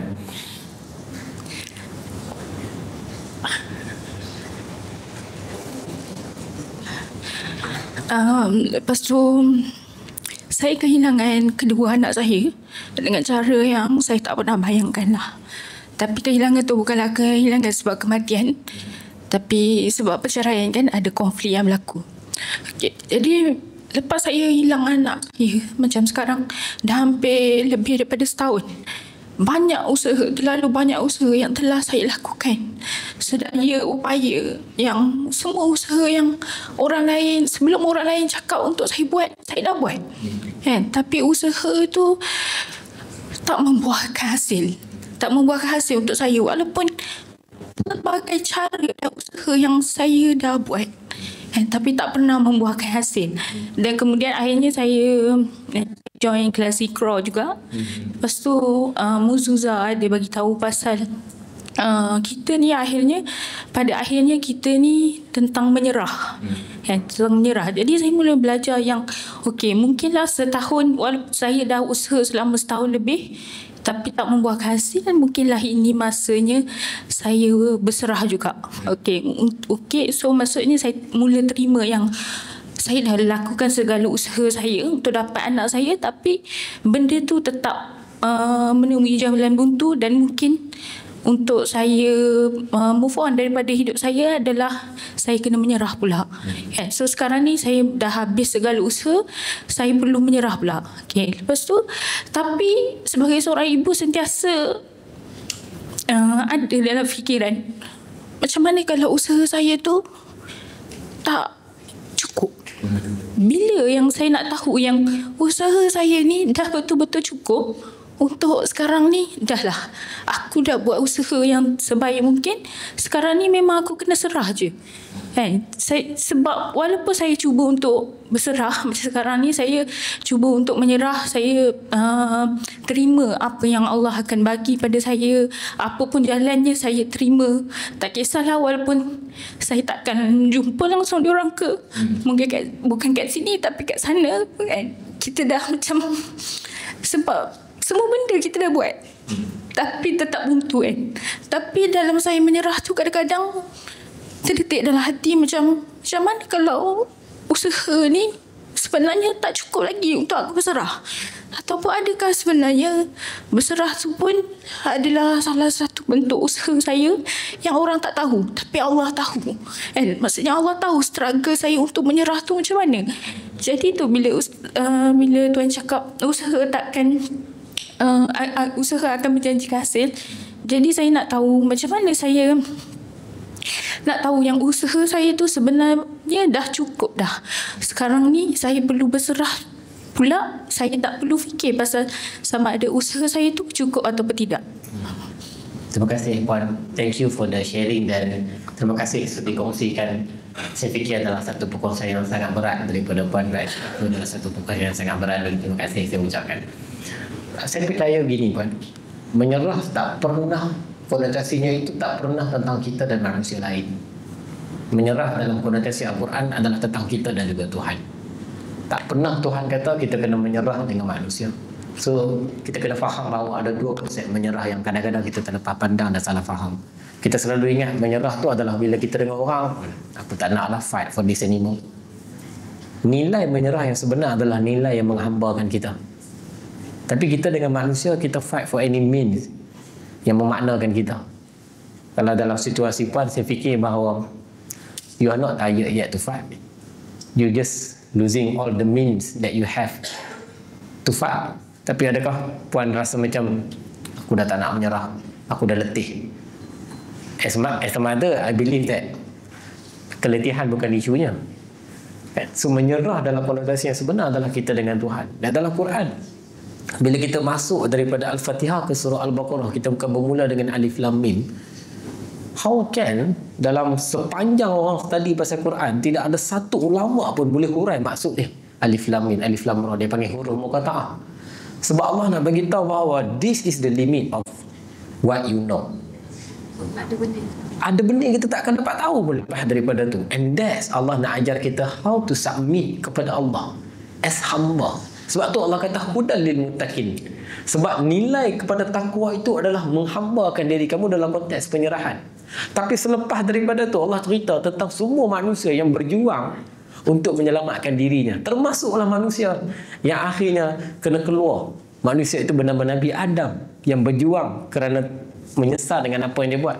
Pada halaman 16 daripada 15 sampai ke 18 dalam Quran, Nabi Adam dihukum oleh Allah untuk keluar daripada syurga.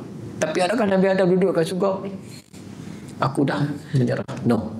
He keep moving sampai dia jumpa Hawa. Dan dia baca doa. Jadi kita nak, apa konteks penyerahan? Penyerahan adalah konteks dalam konteks hamba kita dengan. So we are getting better as a servant, not by keep fighting as a servant, tapi by keep surrendering. Bila kita menyerah kepada Allah itu, itulah kita makin kuat. Kuat untuk fight for any means yang kita perlu buat dekat dunia ni. So saya mungkin kurang bersetuju bila puan cakap puan kena menyerah for the sake of menyerah untuk mendapatkan hak menjaga anak-anak dan sebagainya. Sebab itu adalah meaningful fight yang kita ada dekat dunia ni.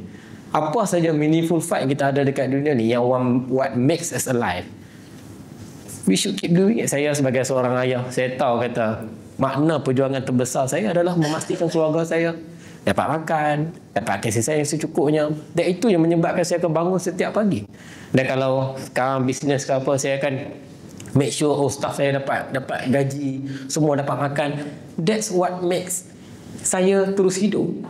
Dan kita tak boleh menyerah kerana itu adalah apa yang memaknakan perjuangan hidup kita. So dalam konteks tu saya berpandangan bahawa kalau kita masih lagi tak letih dan kita tahu bahawa ini adalah satu perjuangan yang memaknakan kita, and of course benda tu sangat memaknakan kita, puan seorang ibu, and I know how macam mana benda tu sangat menguji dan sangat bergelut pada puan. Of course you need to keep fighting. Memang kita nampak dengan mata kita, mungkin kita tak akan jumpa cara lagi dah, for whatever clause, whatever reason, biasalah kan, benda-benda legal dan sebagainya. But to stop fighting, adakah kita akan lebih menjadi orang yang meaningful just after kita stop fighting? Macam mana dengan ingatan kita, dengan hubungan kita dengan anak? Kita tak boleh berhenti hanya kerana kita tahu kita tak jumpa cara. Kita hanya boleh berhenti kalau kita tahu makna untuk aku teruskan tu dah tak ada. So everyone, setiap daripada kita ni, dia mesti ada makna, dia mesti ada meaning dia. Dia buat something for whatever reason, kalau dia tahu benda tu meaningful, dia akan keep doing it. Walaupun dia tahu everyone is contradict dengan benda tu, menyanggah dia dengan benda tu, tapi dia tahu kat situ ada makna. That's why we always ask ourselves, adakah makna lagi pada apa yang kita buat ni? Adakah this fight is still meaningful untuk saya, untuk aku? Kalau teruskan. Saya tak boleh jamin bila, tapi saya tahu makna itu akan terus berterusan membesarkan kita, mendewasakan kita. And I know kelambatan, pertundaan itu, dia bukanlah tentang kita nak letak, mungkin aku dapat lagi. Tak, tapi makna itu, kita nak hidup sebagai manusia yang mencari makna lagi dan lagi. Apa lagi makna yang besar kalau bukan sebagai seorang ibu yang berusaha untuk dapat anak dia? Apa lagi makna yang besar kalau bukan seorang ayah yang berusaha untuk mencari makan, mencari nafkah untuk keluarga dia? Semua orang ada makna-makna itu, and they're fighting for it. Okay, that's my point. Thank you Puan. Ada tak last mungkin, alamak, masa sangat-sangat memusuhi kita sekarang.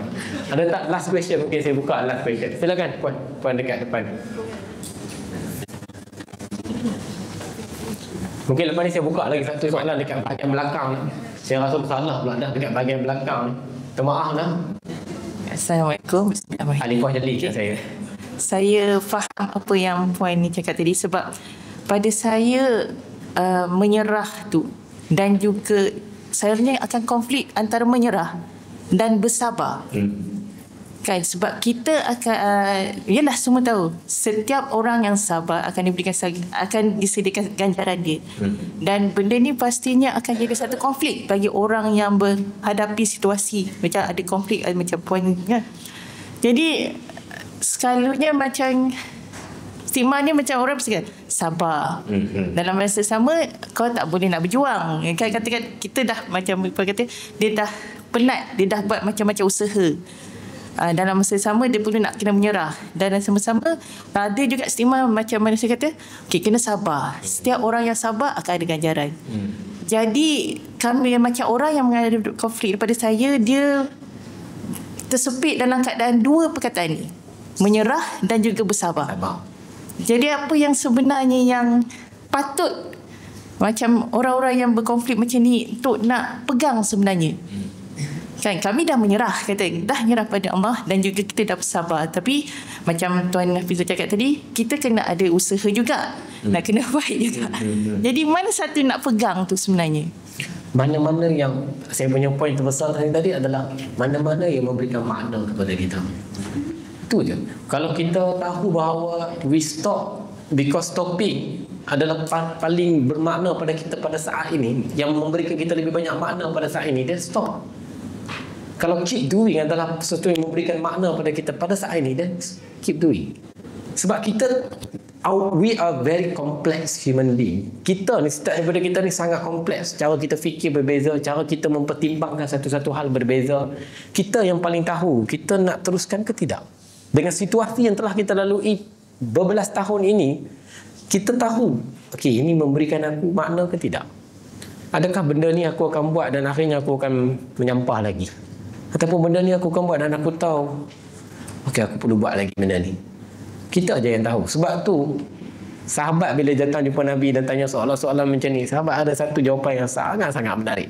Sahabat Nabi kata, minta maaf, Nabi akan bagi satu jawapan yang sangat-sangat menarik. Sampai sekarang hadis ni ada sahih. Kata, afstu qalbak, mintalah fatwa pada hatimu. Nabi sendiri tak akan bagi satu absolute answer kepada sahabat kalau dia tanya soalan-soalan yang berkaitan begini. Fatwa itu ada pada hati kita. This always reflect kepada diri kita. Sebab tu ada konsep kita semayang sunat istiqarah. Sebab kita sendiri yang sedang mempertimbangkan itu. And that is very complex. Kadang-kadang saya tahu ada orang main tanya, kita nak sangat some answers yang really, please give something yang betul-betul okay, ni aku kena buat. It's not that simple. Sebab to understand the degree of the situation hanya kita. Sebab tu saya selalu fikir makna tu dekat mana. Ada setengah orang dia tanya soalan saya, Cik Faiz, saya nak kena cerai ke saya nak kena stay? Saya pula yang menentukan macam saya hakim tu. Saya kata manalah saya nak tahu, kata kan, segala situasi ni. Sebab I believe perkahwinan tu adalah pertemuan dua manusia, dua makhluk paling rumit dekat muka bumi. Tiba-tiba saya makhluk yang lagi satu rumit nak kena menyelesaikan masalah makhluk yang rumit yang lain. Tak selesai kerumitan kita. Can never end. Can never stop that way. Kita kata, kita yang menentukan perasaan kita itu. Sebab Allah akan menentukan bolak-balik hati kita. Kalau kita rasa macam kita dah start tak tahu, kita semayang. Ambil apa ayat semayang. Baca lagi doa, semayang lagi. So we know the kecenderungan itu hati kita. Sometimes it's not now, but it will. Somehow dia akan kat sini. Because yang tahu the degree of meaning yang ada dekat dalam situasi itu kita aja. Kita ambil kat sini aku nak kena buat ini, nak kena buat ni, nak kena ambil. Aku ni boleh ke lalu benda ni, aku ni. Kita tahu what can and what cannot. What will we do, what should we do. Ataupun kita tak payah buat lagi benda tu. Kita yang paling tahu benda tu. Kita ni, manusia ni, selalu bila tanya soalan nak selesaikan masalah, dalam kepala dia dah selesai dah masalah tu. The things yang sekat dia hanyalah satu je. Betul ke apa yang aku buat ni? And that always cheat code untuk semua orang. Angkat, ambil, semayang. Pada saya itulah dia punya hint dia. The moment kita aku nak buat benda ni betul ke tidak, bangunlah pagi, semayanglah. Sebab itu soalan yang akan bawa balik manusia pada Tuhan dia. Manusia akan jumpa jawapan ni pada diri dia.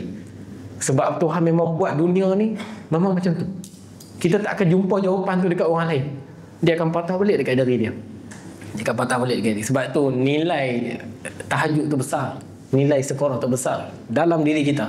Kata Ar-Razi, it's always inwards journey, not outwards. Selalu perjalanan itu selalu ke dalam. The more konflik kita tempuh dekat luar, the more deeper kita akan melalui jalan ke dalam kita. It's always go deeper and deeper. Kadang-kadang kita rasa macam konflik ni besar ni, so kita dah tanya mufti pun tak boleh jawab soalan tu. Kita patah balik kat diri kita, kita akan memahami satu lagi lapis dalam diri kita. Maybe this is the thing yang kita kena fikir. And normally bila kita kadang-kadang tak jumpa lagi cara nak buat, dia adalah ruang untuk kita reflect lagi dan lagi pada apa yang telah kita buat. And how's that meaningful pada kita? Aku dah pernah buat macam ni. Apa yang aku rasa waktu tu? Aku dah pernah buat macam ni, Itulah yang akan mempertimbangkan semuanya. It's always some calculation ada dekat situ yang kita kena tengok balik. Kata ulama selalu kata, takdir ni yang paling mahal dalam takdir ni adalah the ability untuk look back just by memory. Kata Hamzah Yusuf, dia kata paling mahal takdir ni adalah bila kita mampu tengok balik walaupun dengan memori. Kita tak patah balik kan, tapi kita boleh ingat balik. Itulah yang paling mahal dengan takdir. Allah masih memberikan kita memori itu hatta dalam syurga. Sebab apa? Allah rakamkan orang dalam syurga, dia kata kami makan buah ni rasa macam buah dekat dunia dulu. Ulama defend ayat ni, dia kata tafsirkan ayat ni, maksudnya masa kita dekat syurga Allah masih mengekalkan memori yang kita lalu dekat dunia ni. Wow, sangat luar biasa. The memory itself. So Allah bagi ruang untuk kita reflect balik, just for the sake of reflecting, untuk kita go dapat something, korek makna-makna dekat situ, dan itulah yang kita gunakan untuk kita teruskan. Last question from Sof yang terkebelakang kalau ada. Sof depan saya tak benarkan dah. Minta maaf dah. Kalau ada Sof belakang. Kalau ada. Kalau tak nak saya boleh tutup. Okey, silakan Puan. Terus. Puan macam saya baru nak tutup, Puan dah angkat tangan. Wah, timing itu Assalamualaikum. Salam. Okey, saya nak tanya. Okey, bila kadang-kadang bila kita dah start mendalami Al-Quran, kita akan refleksi mengikut apa yang macam kita rasa. Contoh satu ayat kan. Contohnya ayat dalam Azariyat, surah Azariyat yang tentang Allah cakap tentang kita ni, Allah tidak dalam ciptakan jin dan manusia kecuali hanya untuk beribadah padanya. Dan juga apa yang rezeki tu maksudnya Allah, dan ayat seterusnya macam Allah cakap maksudnya Allah yang akan berikan rezeki pada kita. Kan? So tapi bila kita pergi dalam balik pada surah Al-Fatihah kan, kita nampak maksudnya dekat situ memang ada kaitan dia yang macam Allah cakap, sebab tu kita ni manusia kita kena mengabdikan pada Allah. Betul? Lepas tu kita kena minta pertolongan dengan dia supaya kita berada di jalan yang lurus. Maksudnya kita as a manusia, kita memang akan sentiasa melakukan kesilapan. Kita akan digoda oleh syaitan, iblis kan, untuk kita keluar daripada landasan tu. Maksudnya, tapi bila kita selalu dengan Quran, dan refleksi tu akan datang untuk menyatakan sebenarnya kita memang kena ambil Al-Quran supaya kita terus berada di jalan yang lurus untuk kita ke syurga nanti insya-Allah. So jadi maksud saya kadang-kadang bila kita baca tafsir, bukan baca tafsir, bila kita pergi ikut kefahaman ayat, adakah kita kena ikut back tu pada tafsir yang daripada ulama, ataupun kadang-kadang bila idea tu datang, kita itu adalah refleksi untuk kita. Macam mana kita nak rasa macam okey, Allah bagi tahu kita sebenarnya, sedangkan maksudnya setiap ayat tu kefahaman dia ada berbeza-beza pada setiap orang. Ya. Betul tak? So jadi macam mana kita nak supaya benda tu tak terkeluar daripada tafsir yang sebenar? Kena buat dua-dua, Puan. Bila kita baca satu-satu ayat, pastikan kita ada juga tafsir untuk kita rujuk, dan saya percaya semua orang boleh membaca tafsir, terutama sekali tafsir dalam bahasa Melayu. Tuan-tuan boleh cari tafsir Al-Azhar dalam bahasa Melayu daripada Buya Hamka. Cari tafsir tu. Ada pun tafsir Ibn Katsir yang telah pun diterjemah. Dan untuk juga kita baca ayat itu, dan juga kita reflect secara tadabbur kita sendiri. Boleh juga. Cuma refleksi tadabbur itu ulama kata ada je punya piawaian. Piawaian apa? Jangan pergi kepada sesuatu yang bersifat istinbat hukum dan juga syariah. Jangan sampai kita tadabbur ayat, aku tak payah solat lah kalau macam ni. Sebab itu penting untuk kita buat dua-dua. Kalau pandangan saya, buat dua-dua. Sebab tadabbur ulama ada peringkat-peringkat dia, ada tahapan-tahapan dia, ada tahapan dia bagi tadabbur awam, tadabbur am. Tadabbur am ni maksudnya tadabbur untuk kita. Kita rasa kita tengok ayat tu, okey, kita ayat ni cakap tentang alam. Okey, kita pun belajar alam ni mengajar kita apa. Dan kita buka tafsir. Hamka tulis tafsir Azhar adalah tafsir yang paling mudah dibaca. Jangan takut nak buka tafsir tu, baca tafsir Al-Azhar, insya-Allah sangat mudah nak difahami. Muka tulis dalam bahasa Melayu, dan bahasa Melayu dia tu bahasa Melayu yang kita boleh faham, bukan bahasa Jawa ke apa. Baca. Bahkan saya tahu bahawa kalau tuan-tuan ada rezeki, belilah tafsir ni. Pastikan tafsir ni adalah tafsir yang boleh tuan-tuan dapat, insya-Allah. Itu satu. Dan kemudian kita pun refleksi untuk sekadar merenung, sebab Hamzah Yusuf pernah cakap, dia kata manusia ni kadang-kadang dia lupa bahawa ayat Quran tu adalah ayat untuk direnung. Sebab Allah banyak kali sebut ulul albab, ulul absar, pada diri kamu, wa fi anfusika afala tubsirun, pada diri kamu kenapa engkau tidak merenunginya? Kerana kita ni kadang-kadang cepat sangat nak pergi, kita lupa nak merenung hakikat ayat itu sendiri, merenung. Tapi dalam sesama baca, sebab tu dia tak ada A and B, dia mesti tahu sekali. Ada disiplin yang kita kena ikut, dalam sesama kita juga ada fasa-fasa untuk kita merenung. Dan ayat yang paling banyak dalam Al-Quran untuk kita renung adalah ayat tentang Al-Kauniyah, maksudnya ayat tentang alam. Banyak ayat tentang alam dan juga ayat tentang karakter manusia untuk kita renungkan. Sebab tu kalau nak renung, kalau saya selalu sarankan cari doa, cari ayat tentang alam, cari kisah Nabi. Cari kisah Nabi. Kisah Nabi sangat banyak. Kisah-kisah dalam Quran 1/3 dalam Quran.